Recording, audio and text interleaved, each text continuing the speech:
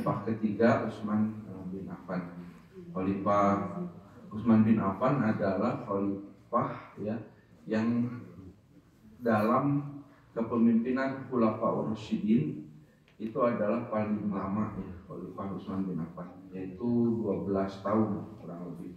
Karena Abu Bakar itu hanya memimpin 2 tahun setengah, Umar bin Khattab 10 tahun, kemudian Ali bin Abi Thalib nanti yang terakhir ya 5 tahun kurang itu juga.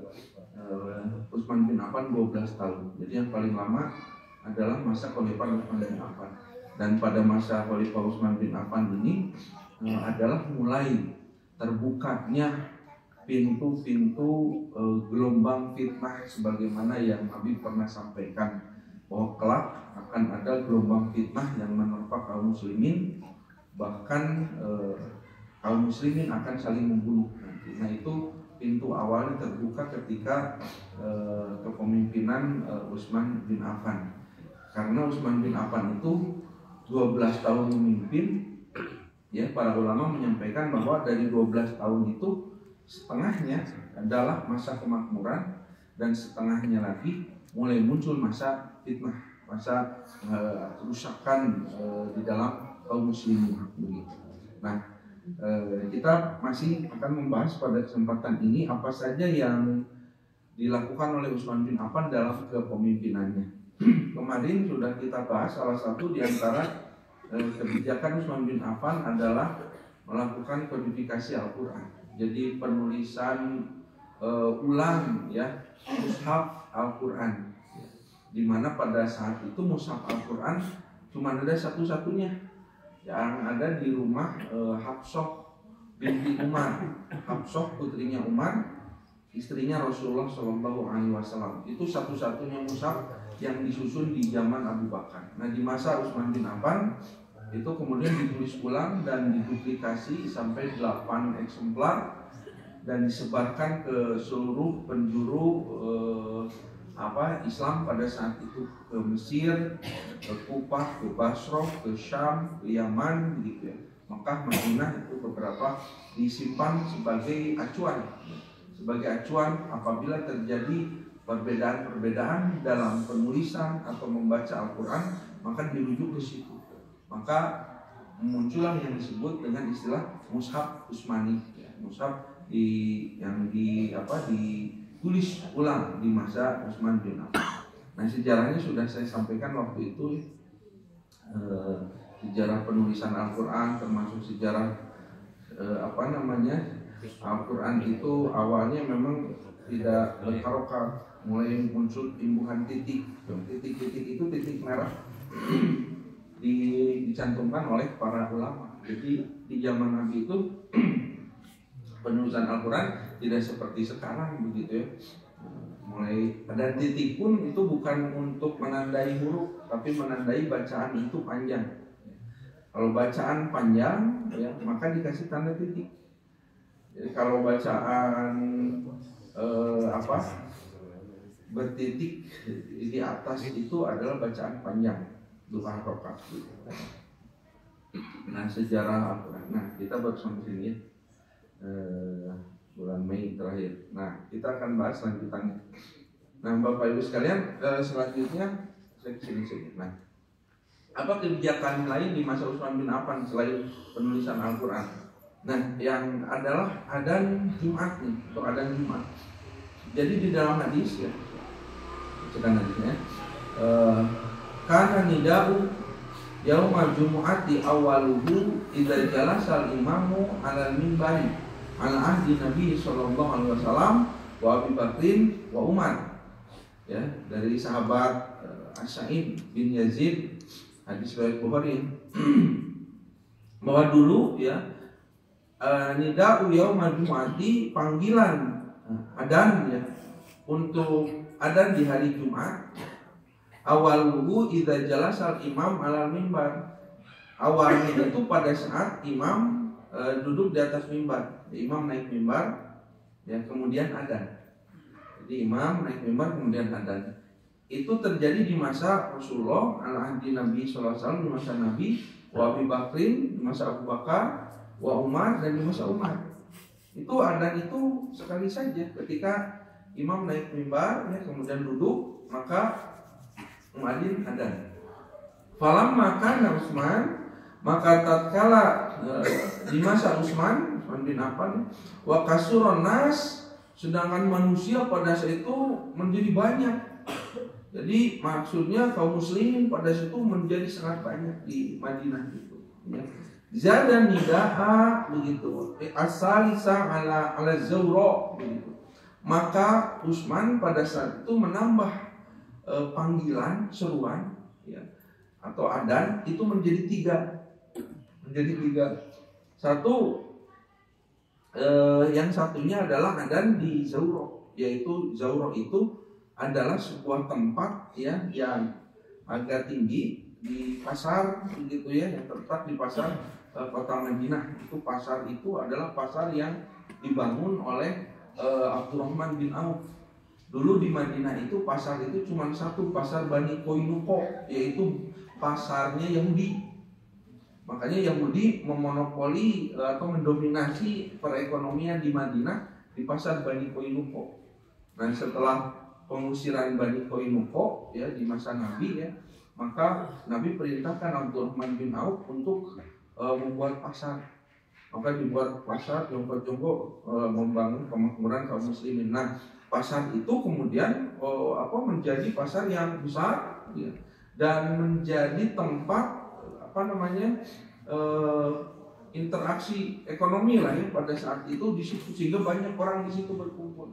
Nah, karena tempatnya itu relatif jauh dengan masjid, orang-orang pasar tidak bisa mendengar suara adzan.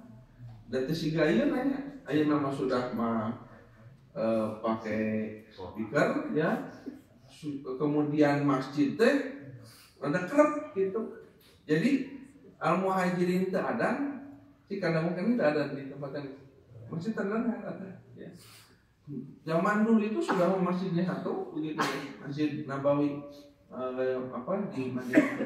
Terus tidak memakai speaker, jadi adzannya tidak tahu. Tetap kalau di Palasan kita jadi adzan acannya. Makanya kadang mereka datang ke masjid kesiangan, imam sudah naik mimbar. Gitu. Namun sebenarnya dia anggang ya gitu. Datang di awal gitu kan, terus nyarane tapi sahabat pada itu mereka bersegera datang, cuman lamun di pasar mah komo dagangan teh sok ngadadak payu mah teh eta gogodan terus ngaladangan gitu. Kadang mereka bahkan tidak terasa waktu sudah masuk waktu duhur, waktu Jumat. Buat tergaru jam tangan gitu. Bukan teka pareser meureun orang Arab balita. Rencana aya urang jam lagi. Mereka itu kan kalau mau sholat ngelingan teh ka luhur. Matahari dirinya bertanya alarm gitu. Terus berdagang. Makanya kadang mereka bahkan sahabat Utsman bin Affan saja ya dulu di masa Nabi itu pernah terlambat Jumatan. Jumatan mulai Nabi sudah di mimbar, rek torojol Utsman begitu. Torojol Utsman, di mana jang? Nabi teh. Jadi ditanya di mana heula jang? Kaburangan gitu. Mohon ya Rasulullah cenah, ya abdi ka non teh. Aku tersibukkan begitu ya dengan usaha itu. Usaha bin Affan mau usaha itu. Mandi teh cuma ya saya kabujang cenah. Tadi we atos ieu tos enyi gitu mah. Geus makaberangan teu mandi carekan namun eta teh khutbah. Nah, menunjukkan bahwa Bapak itu sebetulnya seorang imam ya boleh berinteraksi ya atau menyampaikan sesuatu khusus kepada seseorang ya pada saat Jumatan. Contoh misalnya seperti ini, kalau saya itu kadang kalau anak-anak tak jerumahan, tokar dulu juga neng, pas khutbah teh gitu kan, langsung saja saya tegur begitu, diketok di ini apa, mic teh, jangan ditanya, nak, Jumatan terkait ngobrol, ya, begitu. Jadi ditegur saja langsung seperti itu. Dan imam atau khatib punya kewenangan melakukan itu. Dan kewenangan istilah tidak mesti formal ting buat baju mata sampai macet kayak gitu kur itu kamarana nunutan di antep gitu. Nunutan ku abdi mah sok gitu kan. Itu ya nunutan. Alhamdulillah abdi mun khutbah Jumat nunutan paling hiji dua. Kan kita meninggali aya khutbah Jumat. Lempeng we gitu khutbah teh nya. Lempeng sabari macet teh situ. Dilihat ke itu naik. Maka dia nunutan tunggu. Jadi menjadi imam teh sok kira-kira teh meninggalin begitu teh jadi diteguhkan dimudahkan gitu teh. Kenapa? Karena khutbah Jumat itu memang butuh sebuah keseriusan, perhatian begitu. Bahkan kata Nabi, siapa yang memainkan waktu kerikil saja itu artinya kan dia tidak fokus ya. Faqad lagu kata Nabi teh. Sungguh telah sia-sia begitu. Ngobrol oke kan sia-sia. Nyok batu gitu tadi zaman itu kan duduk itu di pasir ya. Namun orang merenaina lain nyok batu pada di karpet. Nyono entah. Nyok HP komo di sebagian di lembur apa aya keneh nu jumahan teh di laluan teh ngerokok ngobrol. Ya asupna kan ke masjid gitu teh. Itu kalau terjadi seperti itu saya tidak biarkan itu. Jadi emang kewenangan imam, kewenangan khatib. Punten bapak-bapak di luar anu nuju ngarokok gitu. Nilai ngarokokna gitu. Daripada ngarokok uing we da percuma jumahan ge. Man eta teh kok membuat jamaah anu tara biasa mah. Imam mamak cenanya. Tapi kan nu temu ge jadi cengannya. Temu ge jadi cengan. Tapi memang begitu, Nabi juga begitu. Bahkan Nabi itu jangankan bicara seperti tadi kepada Utsman. Kenapa kamu terlambat? Terus Nabi perintahkan sholatlah 2 rakaat ke masjid. Kalau ke video gitu ya, boleh pada saat datang terlambat kemudian sholat. Nah, jangankan Nabi berbicara seperti itu, bahkan pada saat itu Hasan dan Husain nih masih kecil. Masih kan budak ini kemudian barudak panen ke masjid dalam lompatan 3 rupa. Itu pada saat Jumatan, Hasan dan Husain lompatan begitu ke masjid. Nabi turun dulu dari mimbar, ditewak tuh Nabi teh. Ditewak. Rek jumahan, rek puling cek Nabi teh. Lalu kemudian dibawa oleh Nabi ya, dibawa keluar dan dibawa pada saat itu ke rumahnya, ke rumah ibunya, yaitu Fatimah oleh Nabi. Fatimah cek Nabi teh. Udah lompatan di mana?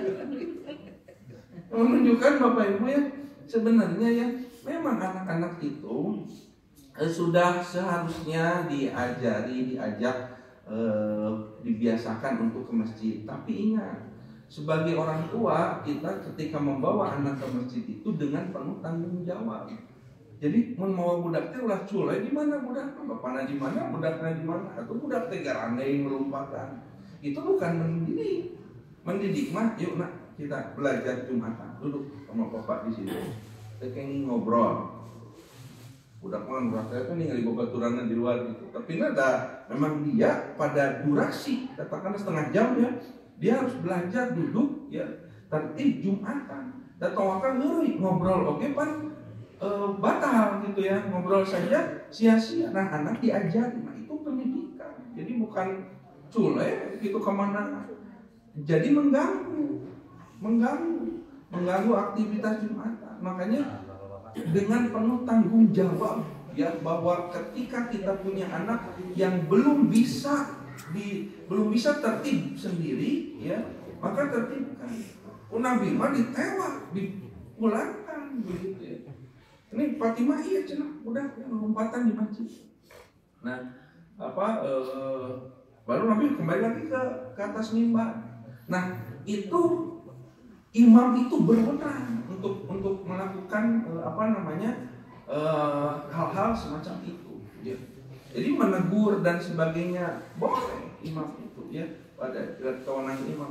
Nah, kalau makmumnya terkini makmum jangankan menegur saudara-saudara ya kan batal lagu begitu ya. Makmum diam, makanya karena makmum itu diam, imam yang berwenang untuk melakukan komunikasi pada saat itu. Begitu ya. Nah, Bapak itu di zaman Nabi begitu. Nah, di zaman Utsman bin Affan, ya, karena orang-orang itu sudah sangat banyak, apalagi orang-orang di pasar tidak mendengar adzan, maka Utsman bin Affan membuat sebuah kebijakan begitu.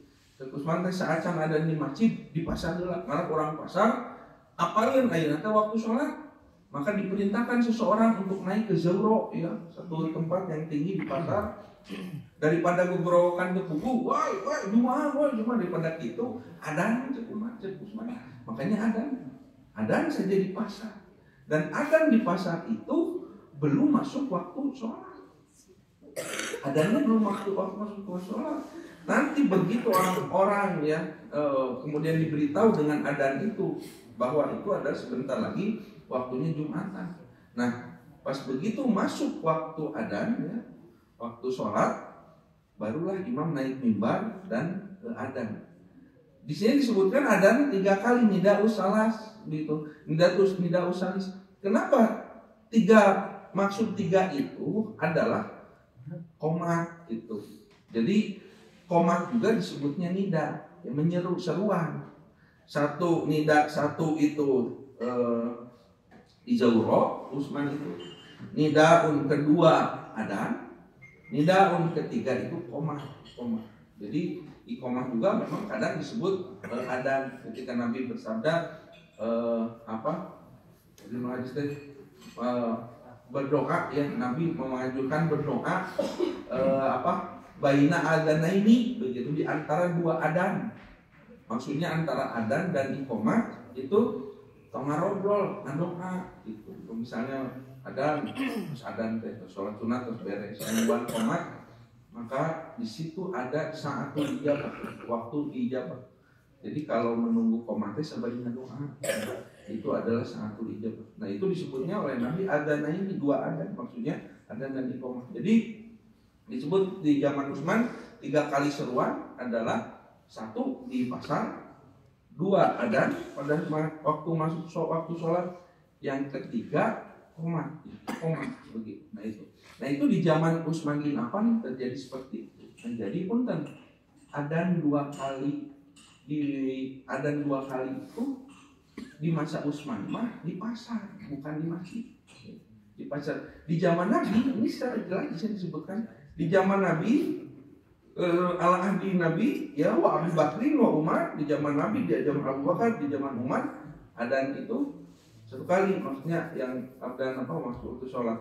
Di zaman Utsman adzan ditambah adzan oleh Utsman, tapi di zauro, di pasar, karena pada saat itu orang-orang kesulitan menentukan waktu, apakah ini sudah masuk waktu Jumahan atau belum. Nah itu ya. Nah nanti Ibu Bapak Ibu, peristiwa-peristiwa ini, peristiwa ditambahnya adzan di zauro, di pasar, termasuk tadi penyusunan Al-Quran, lalu Utsman juga membakar Al-Quran, lalu kemudian beberapa hal yang dilakukan oleh Utsman bin Affan dalam kebijakan-kebijakannya, itu juga nanti yang akan menjadi salah satu alasan, ya, orang-orang Khawarij, ya, nanti yang memunculkan fitnah terhadap Utsman. Utsman banyak melakukan pelanggaran, Utsman banyak melakukan penyimpangan, Utsman tidak loyal dan sebagainya. Lalu kemudian terjadi demonstrasi, kemudian setelah itu terjadi pembunuhan bahkan terhadap Utsman bin Affan, begitu ya. Nah, tapi nanti kita akan bahas itu. Ini salah satunya yang dijadikan alasan orang-orang. Nah, Bapak Ibu, ini ijtihadnya Utsman. Tapi ya, Utsman itu berijtihad, bukan berarti menyalahi Nabi, begitu ya. Karena adzan yang dimaksud oleh Utsman itu bukan adzan sebagai sebuah syariat, ya, masuk waktu sholat terus adzan nanti jadi 2 kali, bukan begitu. Ini sebagai teknis saja, teknis untuk memberitahu orang-orang di pasar, begitu. Dan sebetulnya tidak teku adzan kayak bisa gitu, ngagorok woi jumahan gitu ya. Tapi Utsman daripada gegorokan, cek Utsman teh ku adzan malah menyerunya, begitu ya, biar orang-orang teringatkan Jumatan. Jadi bukan sengaja adzan 2 kali di masjid begitu. Nah itu yang kedua ya, kebijakan Utsman kedua. Yang ketiga Bapak Ibu sekalian, yang nanti akan menyulut juga fitnah terhadap Utsman itu adalah ini. Utsman bin Affan itu mengangkat gubernur, pejabat begitu ya, memang banyak dari kalangan kerabat dekatnya. Menurang mah yang disebut nanti nepotisme gitu, tanya lantaran dulur angkat jadi apa, lantaran anak misalnya jadi wakil presiden misalnya atau apa gitu nya, lantaran dekat gitu tanya gitu.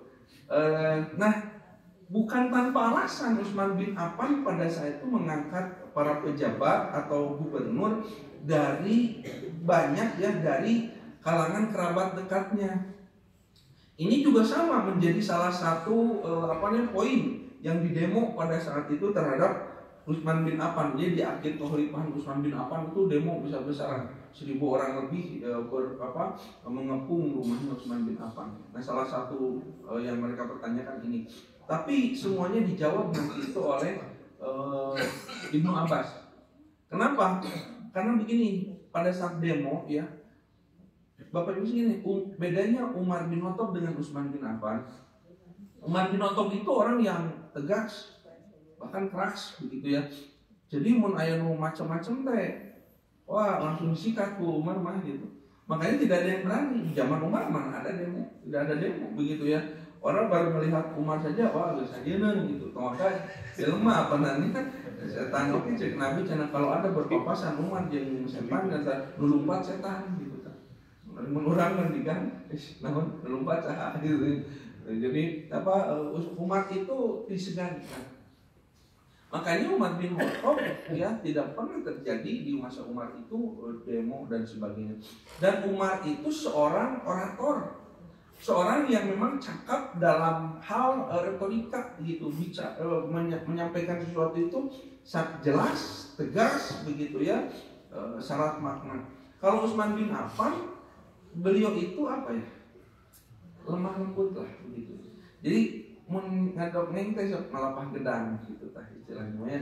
Terus Utsman itu tidak terlalu tegas, dan beliau itu secara retorika memang punya kekurangan. Makanya ketika demonstrasi pada saat itu Utsman bin Affan tidak menghadapinya langsung lalu berbicara. Cik Ibnu Abbas kan seorang ulama muda pada saat itu, termasuk penasehat kekhalifahan, diangkat oleh Umar bin Khattab menjadi penasehat khalifah di usia 14 tahun. 14 tahun di masa Utsman bin Affan sudah sangat matang di usia muda. Makanya Ibnu Abbas, tolong tanyakan apa yang mereka tuntut itu, orang-orang demo tenang ada yang naon, mereka bertanya apa, terus jawab. Maka diwakili jawabannya oleh Ibnu Abbas pada saat itu. Nah untuk menjawab juga ini salah satu kenapa Umar bin Affan mengangkat pejabat, mengangkat gubernur, ya menteri dan sebagainya, itu banyak dari kalangan Bani Umayyah. Ya, keluarga Utsman bin Affan itu kan Bani Umayyah, yang bahkan Bani Umayyah ini nanti akan memimpin kekhalifahan setelah Khulafaur Rasyidin. Muawiyah gitu ya, itu kan keluarga Bani Umayyah, keluarga Utsman bin Affan itu. Nah, dijawab bahwa satu ya, Utsman bin Affan mengangkat para pejabat ini ya, bukan karena dekat, tapi ada kualifikasinya, ada kualifikasi, ada kriteria begitu ya, ada fit and proper test begitu dilakukan oleh Utsman bin Affan. Pada saat itu hanya orang-orang yang layak yang menjabat atau menduduki sebuah jabatan. Tapi kenapa banyak dari kerabat Utsman ya? Ya karena pada saat itu pertama orang-orang yang mumpuni yang terpilih qadarullah adalah keluarga dekatnya Utsman bin Affan. Yang menjadi salah satu penyebabnya ini nih, makanya Ibnu Abbas menjelaskan. Ibnu Taimiyah ya menyampaikan ya bahwa aku tidak mengetahui keturunan Quraisy yang paling banyak ya yang paling banyak, aku tidak mengetahui keturunan Quraisy yang paling banyak menjadi pembantu Rasulullah. Apa ya? Pembantu Rasul apa yang pembantu rumah tangga. Jadi pembantu presiden. Tapi pada daftar jadi pembantu presiden yang cek ya ibu-ibu. Pada daftar di pembantu presiden. Pembantu presiden maksudnya menteri ya kayak gitu. Yang paling banyak menjadi pembantu Rasulullah SAW selain dari golongan Bani Umayyah. Hal itu karena jumlah mereka memang banyak. Dan di antara mereka ada orang-orang yang mempunyai kehormatan dan kepemimpinan. Jadi bukan hanya di masa Utsman sebetulnya, di masa Nabi juga ya.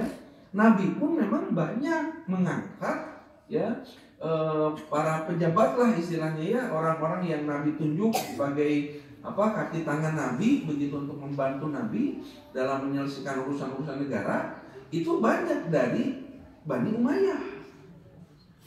Ya. Di masa Abu Bakar juga sama, banyak dari golongan Bani Umayyah.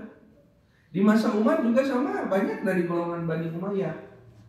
Nah di masa Utsman bin Affan banyak dari golongan Bani Umayyah karena jumlah orangnya banyak, terus punya potensi semuanya. Nah tapi kenapa tidak jadi masalah di masa Abu Bakar? Lantaran lain dulu Abu Bakar gitu. Tapi memang sudah banyak dari Bani Umayyah. Di masa Utsman juga sama, sudah banyak dari Bani Umayyah yang jadi pejabat. Tapi karena bukan kerabat Umar. Di masa Utsman dari Bani Umayyah banyak. Tapi karena ternyata itu adalah keluarga Utsman, jadi dimasalahkan. Atas deh Pak. Jadi Bani Umayyah memang dari dulu juga di zaman Rasul saja sudah banyak yang diberi jabatan. Pertama karena jumlah mereka banyak, jadi di Madinah itu dominasi Bani Umayyah, keturunan Umayyah itu ya banyak. Jadi mereka itu kalau melahirkan itu punya anak itu kalau bakwai gitu kan Bani Umayyah rapeng gitu kan, mau ayah 2, 3 gitu tanya 11, 12 itu. Jadi banyak. Terus mereka punya apa ya? Punya darah ya gitu ya. Turunan pemimpin begitu ya. Jadi terah kepemimpinannya itu melekat di setiap generasi begitu. Sehingga iya Pak sehingga di urang mah aya kerajaan dalang di Jawa Barat. Ya, itu almarhum Asep Sunandar Sunaria belum kan anak kedua dari siapa? Kakaknya Adik Kosasi dan sebagainya. Pokoknya masa turunan teh dalang dalang gitu. Itu menjadi sebuah dinasti perdalangan teh. Berketurunan banyak, terus memang terahnya punya terah itu ya. Dadan gitu, kemudian putranya Adik Kosasi Khanha, anak kecil sudah jangan jago mendalang gitu. Nah, Bani Umayyah itu punya darah kepemimpinan gitu ya. Punya darah kepemimpinan yang kuat. Makanya kan Bani Umayyah Pak Utsman bin Affan, Abu Sufyan. Abu Sufyan itu kan pemimpin Mekah. Abu Sufyan itu Bani Umayyah. Anaknya Abu Sufyan yaitu Muawiyah bin Abu Sufyan itu khalifah kelima setelah Ali bin Abi Thalib. Muawiyah itu anaknya Muawiyah, Yazid bin Muawiyah bin Yazid ya. Terus nanti melanjutkan selama 100 tahun atau 90 tahun lebih ya, itu Islam dipimpin oleh kekhalifahan keturunan Umayyah. Makanya disebut Daulah Umayyah nanti pasca Khulafaur Rasyidin ya, setelah Ali bin Abi Thalib lengser, maka kekhalifahan itu dipegang oleh Bani Umayyah. Dan karena memang punya terah kepemimpinan, maka di masa Utsman bin Affan mereka menjabat ya, sebetulnya bukan karena dekatnya dengan Utsman, karena memang dari sejak masa Umar, Abu Bakar, masa Nabi, Bani Umayyah sudah mendominasi di kalangan pejabat begitu. Nah, hanya ini jadi dituduhkan Utsman nepotisme. Padahal tiba lagi geus ngarajabat begitu. Hanya karena pada itu khalifahnya Utsman dikait-kaitkan bahwa Utsman memanfaatkan jabatan kekhalifahannya untuk mengangkat keluarganya sendiri. Nah itu fitnahnya di situ. Begitu. Nah orang-orang yang tidak mengerti mah demo gitu kan, demo, ribut, wah Usman tuh adil, Usman apa, begitu. Nah itu jadi pemicu pemberontakan pada saat. Nah itu yang di masa Utsman bin Affan. Yang berikutnya Pak. Nah ini armada laut pertama dalam Islam adanya di masa Utsman bin Affan. Armada laut jadi di Arab itu sebelum tidak dikenal yang namanya armada laut gitu, pasukan angkatan laut begitu ya. Kamu angkatan udara. Ayah angkatan udara pada saat itu di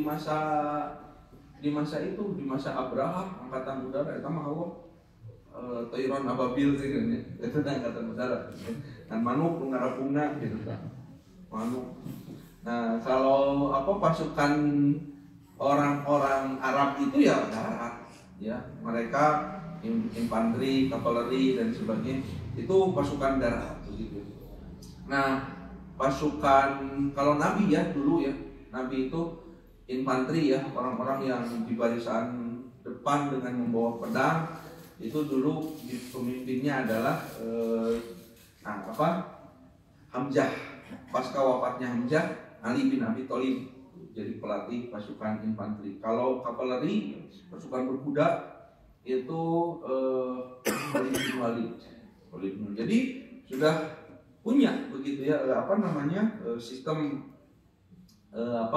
penyusunan pasukan. Cuma tidak dikenal yang namanya angkatan laut. Kenapa mereka perang darat? Nah, cuma kenapa di masa Utsman bin Affan muncul yang namanya armada laut?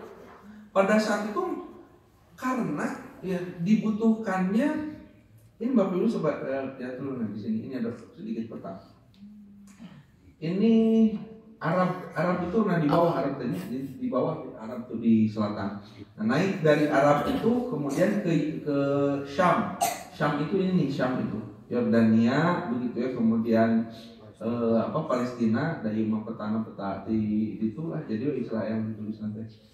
Kemudian Damaskus yaitu Suriah ya, Damaskus itu ibu kota Suriah yang kalau dalam hadis itu di Damaskus itu nanti diturunkannya Nabi Isa itu di Damaskus di Damaskus di akhir zaman begitu. Nah ada satu pulau di sini namanya Siprus. Siprus ini kalau sekarang itu adalah jadi sendirilah, berdiri sendiri. Cuman kalau dulu itu dikuasai oleh orang-orang Yunani. Nah, suku orang Siprus itu Yunani dan orang Turki.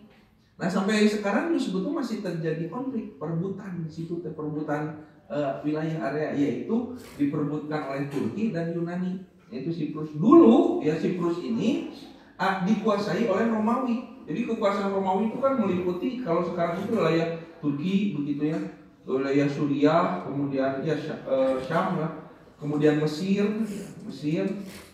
sampai ke Libya, Tunisia ke sebelah sini itu wilayahnya Romawi. Di masa Umar bin Khattab Mesir sudah dibebaskan, diislamkan, Syam diislamkan begitu ya. Nah di masa Utsman bin Affan terjadi perebutan wilayah Siprus ini antara Romawi dengan kekhalifahan Utsman bin Affan, di mana Utsman bin Affan menugaskan di sini di Damaskus, yaitu Muawiyah bin Abi Sufyan. Ya, Muawiyah ditugaskan di sini. Nah, Muawiyah meminta izin kepada Utsman bin Affan. Ini karena kita akan melakukan peperangan di Pulau Siprus, maka dibutuhkan satu armada atau angkatan laut begitu. Bagaimana Khalifah Utsman? Dulu sebenarnya sudah diajukan oleh Muawiyah di masa Umar. Cuman Umar mengatakan, kata Umar, aku tidak mengizinkan karena kita orang Arab begitu adalah orang darat yang kita tidak mengetahui seluk-beluk urusan kelautan. Maka seorang mukmin yang dikirim ke lautan tanpa ilmu lalu kemudian dia meninggal, maka itu sebuah kebodohan, kata Umar. Jadi belum siap, sok diajar gela ulang hancur gela terus telem gitu kan, diajar dulu lah mau jahit gitu, belajar dulu bagaimana ilmu kelautan. Nah itu tidak tercapai di masa Umar. Di masa Utsman konfirmasi ke Muawiyah, memangnya kita sudah siap, kata Muawiyah, bahwa kami sudah melakukan riset gitu ya, sudah melakukan pelatihan, sudah melakukan studi banding, sudah mendatangkan ahli dan sebagainya. Sepertinya kita sudah bisa membuat armada laut. Maka dibuatlah armada laut pada saat itu ya, kapal-kapal tempur begitu ya, yang kemudian dibuat di situ. Itu terjadi di masa Utsman bin Affan. Maka berangkat dari sini perahu kapal perang sampai ke Siprus, terjadi perang di Siprus dengan Romawi pada saat itu. Nah, ada hal yang menarik bahwa armada laut ini merupakan salah satu bisyarah Nabi SAW. Apa bisyarah? Ada yang masih ingat? Ya, kabar gembira yang disampaikan oleh Nabi yang terjadi di masa yang akan datang. Seperti Nabi pernah bersabda di waktu perang Khandaq ya, waktu melawan 10.000 pasukan Quraisy dengan sekutunya, Nabi membuat parit kan, soal parit Khandaq. Ketika menggali ada sahabat yang nyeleneh si pertanyaannya. Di situ juga ada orang Yahudi juga kan. Karena sahabat itu, ya Rasulullah, am Konstantiniyah au Rumiyah gulibat begitu. Apakah Konstantinopel, Romawi Timur, atau Romawi Barat, Roma begitu, yang nanti kelak akan dibebaskan oleh Islam? Maka orang Yahudi mana yang serikan, orang Yahudi sedang ngomong ngalihkan Romawi, ya Quraisy oke di Angharepan, can bisa kalau kita nggali ukil patut tenaga Yahudi. Tapi Nabi menjawabnya, kata Nabi, yang akan pertama kali dibebaskan, dibuka adalah Konstantinopel, kata Nabi, yaitu kerajaannya milik Heraklius kalau zaman Nabi, yang akan pertama kali dibuka. Maka ketika Nabi berkata begitu, sahabat Abu Ayyub Al-Ansari bersemangat. Makanya di masa Muawiyah ya, ikut ke Syam misi untuk membebaskan Romawi Timur ya, di wilayah Turki Romawi Timur, tapi gagal. Di masa para sahabat gagal. Masa Daulah Umayyah ya 90 tahun gagal. Di masa Daulah Abbasiyah juga gagal. Barulah ya Romawi Timur, Konstantinopel itu bisa ditembus sudah lebih dari 1000 tahun, yaitu di masa Daulah Turki Utsmani, saat khalifah yang pada saat itu memimpin, khalifahnya Muhammad Al-Fatih Turki, baru bisa membebaskan Konstantinopel yang sekarang menjadi bagian wilayah Turki, Istanbul Turki itu Romawi itu. Nah, jadi Nabi ngomongnya kapan, terjadinya kapan? Nabi mengatakan akan dibebaskan itu, tapi ternyata baru terjadi setelah 1000 tahun lebih. Nah, itu bisa. Jadi Nabi mengatakan satu kemenangan ya, atau sesuatu yang besar akan terjadi di masa akan datang. Nah, termasuk ini. Jadi begini ceritanya. Nah, ini saya pakai hadis saja. Nah, bapaknya dari Bukhari Muslim. Satu saat Nabi, Nabi itu suka tidur siang. Namanya apa? Qailullah. Nabi suka tidur siang. Nah, Nabi itu pada satu siang ya, beliau itu tertidur di rumah bibinya, namanya Ummu Haram binti Malhan. Bibinya itu gimana? Jadi itu adalah anaknya Abdul Muthalib itu kan punya anak laki-laki 10 dan punya beberapa anak perempuan. Nah, anak perempuan dari Abdul Muthalib itu berarti saudara dari ayahnya Nabi, bibi gitu, bibi. Rasul TK bibi Nabi, ngiring lah dia nyarane teman. Nah, mana tuh ya Rasulullah? Walaupun kaalnya ada Rasul eta teh. Nabi tanya bersandar saja di rumah bibinya itu. Sampai Rasul tuh baik tidur. Da Pak ari ngalenya kok kayaknya hari ku capek mah sok bari ngimpi siga bapak nundutan aja mah. Ada teh da bari ngimpi eta teh. Gitu teh. Itu teh Ini mimpi Nabi itu. Tapi pas begitu sedang mimpi, Nabi terbangun begitu ya. Rasulullah SAW bangun sambil tersenyum begitu ya. Dan Rasul ketika tertidur itu suraseri pas tidur teh. Ummu Haram melihat jangan Rasul teh suraseri pas tidur teh ya, sedang tidur teh mimpi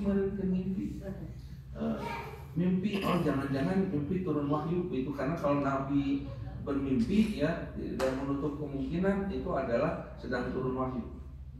Ditungguan di Ummu Haram sampai akhirnya Nabi terbangun begitu. Nabi terbangun dari tidurnya, ada Ummu Haram tuh penasaran, ya Rasulullah cenah. Tadi berkemudian kenapa tertawa begitu ya, gembira begitu. Lalu Nabi menyampaikan kepada Ummu Haram begitu. Sesungguhnya kata Nabi, nasun min ummati uridu alayya guzatan fi sabilillah.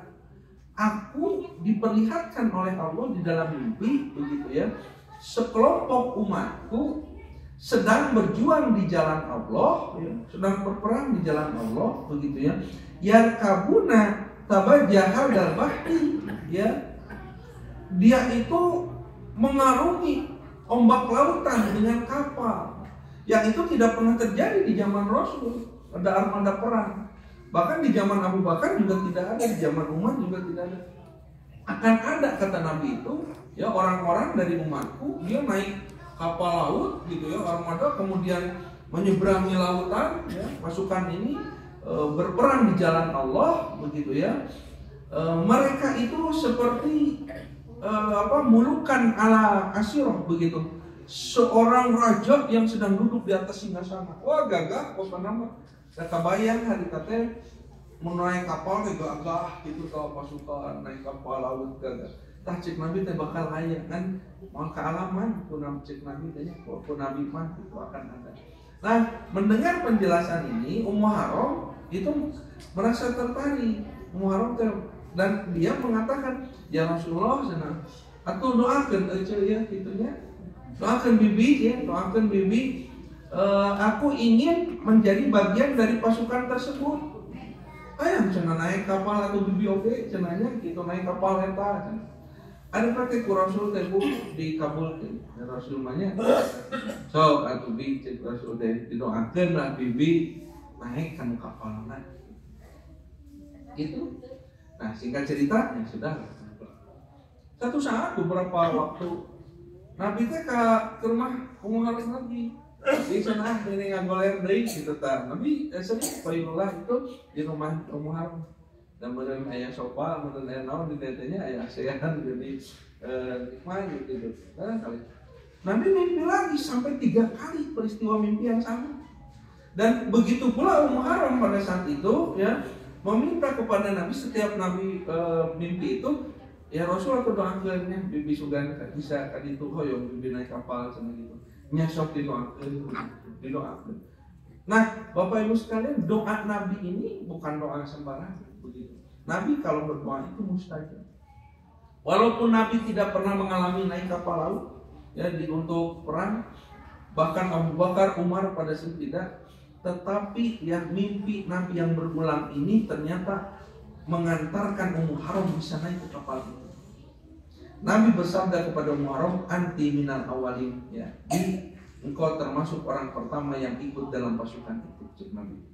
Dan ternyata Pak setelah berapa tahun tuh dari peristiwa ini ya, di masa Nabi, masa Abu Bakar, masa Umar, berarti sudah lebih dari hampir 20 tahun lah, belasan tahun lah ya, dari Nabi bermimpi itu dan bersabda itu ya. Maka penuturan Anas bin Malik. Nah, Anas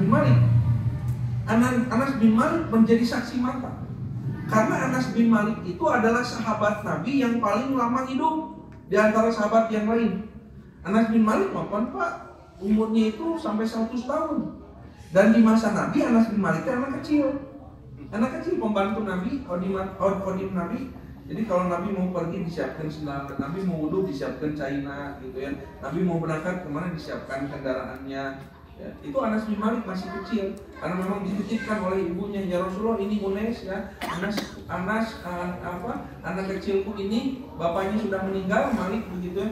Aku titipkan kepadamu sok we bade di warang naon oge mangga gitu kan. Nitip we pangdidikeun, pangatikeun gitu tadi. Ya sok atuh cek Nabi tadi ya. Maka tinggal bersama Nabi dan Nabi pernah berdoa untuk Anas cek Nabi-nya, semoga Allah memanjangkan usiamu, memperbanyak keturunanmu dan memperbanyak rezekimu. Doa Nabi dia kan mustajab. Pak Anas bin Malik umurnya 100 tahun, hartanya tidak pernah habis, padahal tadinya pembantu. Kemudian keturunannya juga banyak, anak cucunya 100 dalam catatan sejarah itu. Makanya hidupnya paling lama. Makanya Anas bin Malik ikut ke Syam dan Anas itu menyaksikan. Anas tidak pernah ikut naik kapal laut gitu, tapi Anas menyaksikan. Kata Anas, pada masa Utsman bin Affan, Ummu Haram bersama suaminya yaitu Ubadah bin Somit ya. Ubadah bin Somit itu pasukannya pasukannya Yazid ya, Yazid bin Muawiyah, anaknya Muawiyah yang ditunjuk oleh Muawiyah untuk memimpin memimpin pasukan armada laut. Nah, Ubadah bin Somit ikut. Karena Ubadah bin Somit ikut, Ubadah bin Somit minta izin istrinya dibawa juga karena ke Palestina masak yang di kapal laut seperti itu. Maka pada saat itu Yazid bin Muawiyah mengizinkan Ummu Haram pada saat itu ikut naik kapal itu. Dan ini membuktikan doa Nabi, janji Nabi. Begitu bahwa kata Nabi, engkau ya Ummu Haram ya termasuk orang pertama yang ikut dalam pasukan. Coba Pak, kejadiannya sudah berapa tahun begitu ya? Dari masa Nabi sudah sekian belas tahun. Maka pada saat itu Ummu Haram naik dan Ummu Haram pada saat itu menangis karena ini Rasulullah dulu pernah bermimpi dan aku didoakan untuk bisa naik kapal perang armada pertama. Itu Nabi dan doa Nabi. Maka Ummu Haram ikut di situ naik kapal perang itu begitu ya. Menyeberangi ya dari Damaskus, dari Syria itu ke Siprus, Pulau Siprus. Ada pulau kecil itu. Begitu sampai di Pulau Siprus, ini lanjutan dari Anas bin Malik. Setibanya di pantai Siprus, kata Anas bin Malik, Ummu Haram terjatuh dari tunggangannya karena dia turun di kapal laut ya. Lalu kemudian naik kuda. Dulu pada saat itu mau berangkat pasukan ke daratan, pada situ Ummu Haram terjatuh dari tunggangannya dan beliau menjadi pejuang pertama yang gugur mati syahid. Langsung maut di Siprus ya. Itu tempat di Madinah ke Palestina ke Suriah. Kalau sekarang ya dari Suriah ke Siprus, meninggal di Siprus. Itu Ummu Haram jadi seorang perempuan pertama itu yang meninggal di pasukan armada laut yang ada di masa Utsman bin Affan. Karena memang Ummu Haram juga sudah tua pada saat itu ya, sudah tua, cuman umurnya agak panjang lebih daripada Nabi. Padahal kan bibi Nabi ya tete. Jadi sekolah atau ngilu naik kapal perang gitu, naik kuda, beneran itu pas lagi berat ya, orang ayam mereka mau. Tapi ini kan perjalanan perang, makanya disebutnya syahidah begitu ya, seorang perempuan yang mati syahid di masa itu begitu. Nah, Bapak Ibu, itulah armada laut pertama di dalam Islam. Setelah itu nanti armada laut itu semakin banyak di masa Daulah Umayyah gitu, mampu nanti menyeberangi sampai ke Andalusia. Andalusia itu apa? Kalau sekarang Spanyol itu 700 tahun di bawah kekhalifahan Islam, 700 tahun. Tapi sekarang kan Spanyol itu 70% penduduk Spanyol itu Katolik. Ya karena dulu setelah 700 tahun Islam memimpin, yaitu direbut kembali oleh orang-orang Katolik. Begitu, karena daya juang kaum muslimin setelah 700 tahun memiliki kejenuhan dan mereka kehilangan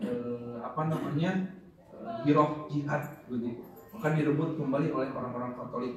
Padahal di masa Muawiyah, di masa Daulah Umayyah itu pasukan kaum muslimin, armada lautnya menyeberang sampai ke wilayah Yunani, sampai ke wilayah Spanyol. makanya Andalusia atau Spanyol sekarang itu banyak peninggalan Islam, bangunan-bangunan yang dibangun oleh kaum muslimin selama 700 tahun begitu. Masa paling maju Andalusia itu pada masa Khalifah Muhammad An-Nasir, karena khalifahnya adil begitu, khalifahnya juga sangat dekat dengan para ulama. Itu membangun Andalusia begitu ya, Spanyol. Jadi Spanyol itu jangan heran kalau Spanyol juga memang banyak orang-orang muslimnya. Jadi 70% Katolik begitu ya, 10%-nya muslim, 20%-nya itu ateis di Spanyol itu. Ya, jadi ada muslimnya di Spanyol. Nah, itu ya. Jadi banyak armada laut pada masa wilayah ini wilayah pada masa Utsman bin Affan. Ini alam ke selatan Yaman ya. Kemudian ke utara ini Syam, nah ke sebelah barat Iran sampai ke wilayah Uzbekistan di sini. Nah, nanti ke sini sampai ke Pakistan, ke sini nanti di masa Khalifah Muawiyah. Nah, ke sebelah timur Mesir, Libya ya. Kemudian Tunisia, nah sampai ke wilayah Spanyol. Nah, ini Andalusia atau Spanyol itu. Nah, Spanyol makanya ini kan jadi wilayah strategis yang dilalui kapal. Ya. Amerika kalau mau ke Israel Pak, mengirim bantuan ke Israel, kan dari akan jalannya ke Amerika. Karena di sekarang itu Spanyol yang ini, jadi masuk ke sini kapal-kapal. Ini untuk mengirim bantuan ke Palestina itu kenapa sulit Pak? Karena jalurnya satu, kalau dari wilayah Amerika mah lewatnya ke sini. Kalau dari Asia lewatnya ke sini. Nah, ini Laut Merah. Nah, sedangkan Gaza itu ada di sini, Gaza itu. Untuk ke sini sulit juga. Di depan Iran, ini Irak, ini Mesir. Israel dikuasai oleh Israel. Jadi mengirim bantuan itu sulit di situ. Jadi Indonesia saja kalau waktu itu yang mengirim kapal harus melewati ini. Nah, di dia kan wilayah Israel, wilayah Mesir, memang susah untuk masuk ke situ. Jalur udara nggak bisa. Memang berat, sulit untuk bisa menembus Gaza kecuali dibuka blokadenya oleh Israel. Betul sulit. Cuman ada satu pintu sebelum di sini di Mesir. Cuman entah kenapa Indonesia bisa buka pantai laut ke Mesir teh. Ya, saya tidak mengerti sampai kaum muslimin di Gaza itu menderita luar biasa sampai saat ini. Doakan saja. Nah, itu Bapak Ibu sekalian, ini jam yang berlaku. Insya Allah nanti kita akan bahas selanjutnya bagaimana renovasi masjid di masa Utsman bin Affan. Karena Utsman bin Affan betul-betul memperluas Masjid Nabawi ya, sebagai sebuah kebutuhan pada saat itu diperluas. Sampai sejarah renovasi Masjid Nabawi juga insya Allah nanti kita bahas ya, sampai Masjid Nabawi seperti sekarang ini sejarah panjang untuk melakukan perluasan. Demikian bisa disampaikan, mudah-mudahan bermanfaat ya. Kita insya Allah lanjutkan pada pertemuan yang akan datang. Kita akhiri. Aku lupa lihat, astagfirullah li wa lakum. Assalamualaikum warahmatullahi wabarakatuh.